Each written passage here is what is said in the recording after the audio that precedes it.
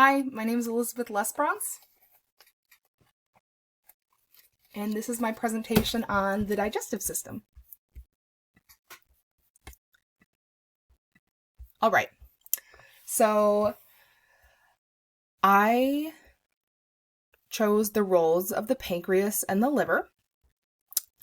First, I wanted to go over a general scheme of the digestive system. So first, food is intake in the mouth, and it's here's some enzymes for the salivary glands. It goes through the esophagus, into the stomach, into the small intestine, through the large intestine, and then out through the anus where it's secreted as feces. And so the liver, the gallbladder, and the pancreas are accessory organs that help facilitate and aid this process. So when you eat something like a carb or a protein, or something made of carbs and proteins, the first thing that happens to help in the digestion process is that your mouth secretes salivary amylase, which is an enzyme to help digest your food. If you have a protein, the first part to digest that protein would be the gastric juices in your stomach, that hydrochloric acid. So how is fat digested? Because that's not a carbohydrate and that's not a protein. Well, fat, that is the job of these accessory organs. So here's some anatomy. This is the liver, this big guy right here. This is the pancreas, this cottage cheese looking little dude. Here is the gallbladder. And here is part of the small intestine, or the duodenum. All right, so I'm not going to focus on the small intestines, but it is important that I cover them.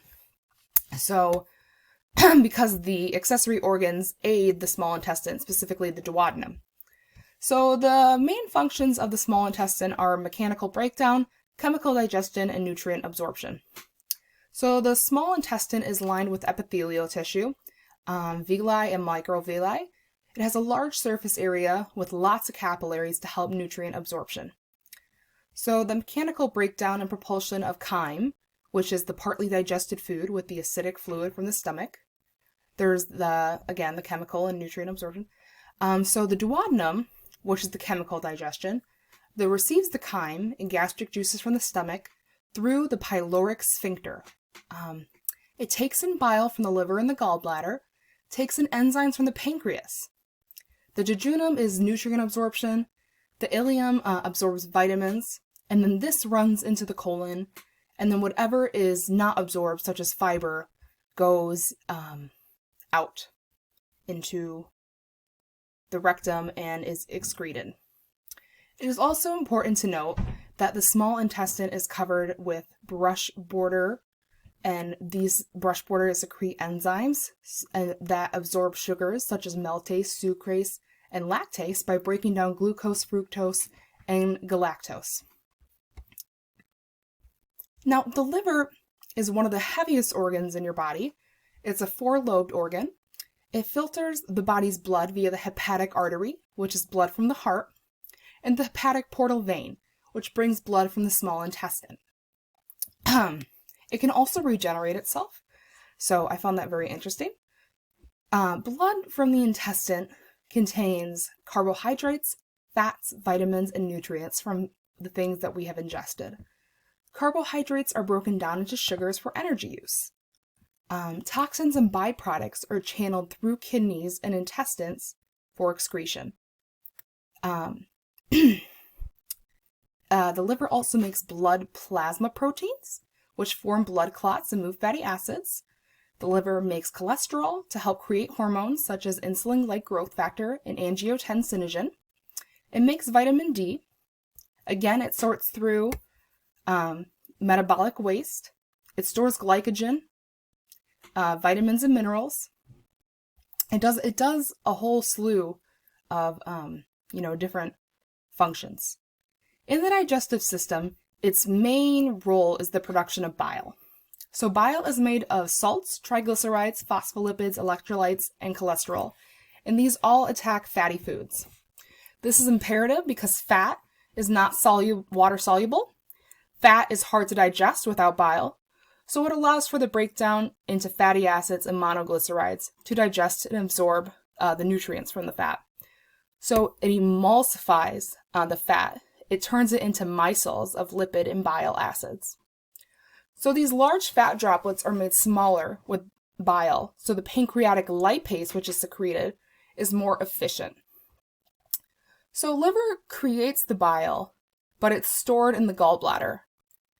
Liver cells, which are hepatocytes, convert the toxic waste into the bile, which is a green liquid. Okay. So the gallbladder stores the bile. You can see right here.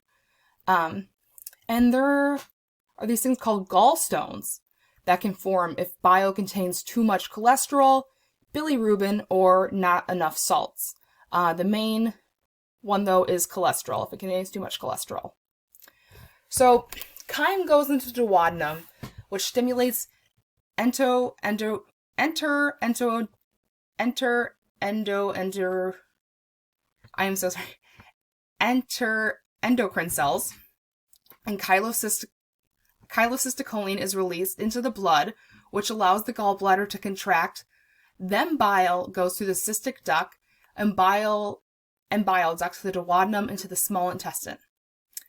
So the sphincter of Oddi is a muscular valve which controls the flow of digestive juices, such as the bile and the pancreatic juice, through the ducts of the liver and the pancreas into the first part of the small intestine, which is the duodenum, so right here.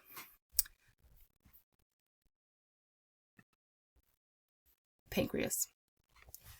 So the pancreas is an extremely important organ. The pancreas has both endocrine function and exocrine function. So the endocrine function is because it secretes hormone, and the exocrine function is because it secretes digestive juices through the pancreatic duct.